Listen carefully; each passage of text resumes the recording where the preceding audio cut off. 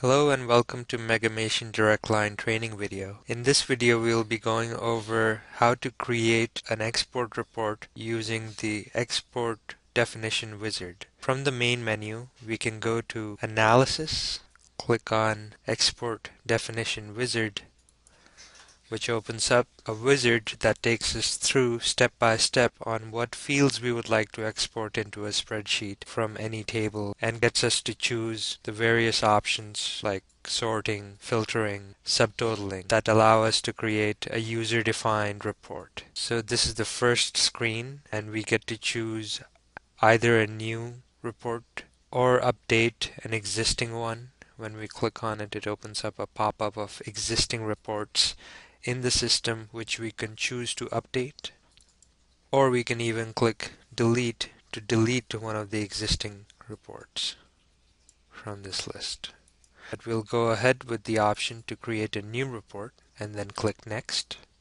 Then it asks you what table do you want to export, and if I start typing in WOR and use my keyboard arrow keys, I can choose the table I want to export, in this case the work order master table. Click next. Then it asks you what fields you would like to export, and we can click on this add button here to load up a list of available fields in the work order master table. So I'll go ahead with the type of work orders, the status, the date it was created, date due, description, who it was issued to, who it was assigned to. And once you've selected your fields, you can just click on the OK button to load them up. You could even use the scroll bar to scroll down further to take a look at what other fields are available here. And once you're done selecting your fields, you can click OK, and then you can go back to add more fields if you wish, or select something that you didn't want in there and click remove to remove it. There's also ways to organize these fields in the order you want using these corner buttons. So if I click on this bottom button, it takes the selected field to the end in the spreadsheet. And let's say I wanted the completion date to show right beside the date created, I could just move it up right beside the date created. Now I could click next, and it asks us if we want to subtotal by any of these fields, and I can choose here to subtotal by type. You could also choose other fields to subtotal by, but I'll go with that example and click next.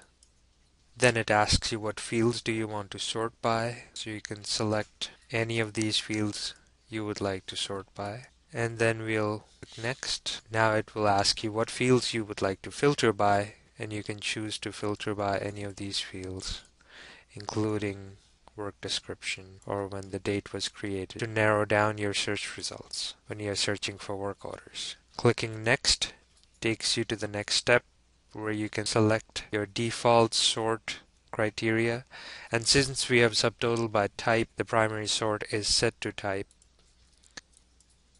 We could choose to say, maybe in the status section, that show me only open work orders. Another way to do that would be to get rid of these values and instead say not equal to while our cursor is selected on the status search, and choose not equal to closed or cancelled. Basically, this will find us everything that's not closed or cancelled. By default, it will remember that search criteria for us. Clicking next takes you to enter in a name for the report and a description. So I'll go ahead, type in a name for the report, and also give it a description, because if you don't give it a description, the finished button does not get enabled. Then you could even associate it to one of these modules. So I could choose the work order module if I wished. I'll click on the finish button to create my export report. Now to run your export report, you can go to module under the analysis module and click on export reports to find in this list the work order listing report we had just created. To run the report now, all you have to do is select a start and end date, because we are filtering the work orders based on the report we created by date. So I'll go ahead and choose an older date here. The sort criteria remembers your sorting, and the filtering criteria has our default search criteria filled in. Notice it will auto format the spreadsheet. Once we hit the export button, it exports it to Excel. And this is how you can run an export report. You could save this export report. When you are prompted to close, you hit yes to save, and now it is saved on the user's export folder on our server. And if they wished, they could come to the main menu, click on Utilities, Copy or Move Files to copy that spreadsheet to the local workstation. Make sure that the export report directory is selected for the source environment. There's our export report already highlighted. We can now choose to email this to somebody or copy it to our local workstation. And when you hit this, it will ask you if you're okay to copy and create a folder for C Megamation on your local drive. And when you click yes, it successfully copies it to your local drive in that folder. If you have any questions or concerns, feel free to call us at 1-800-344-8655, option 1 for support.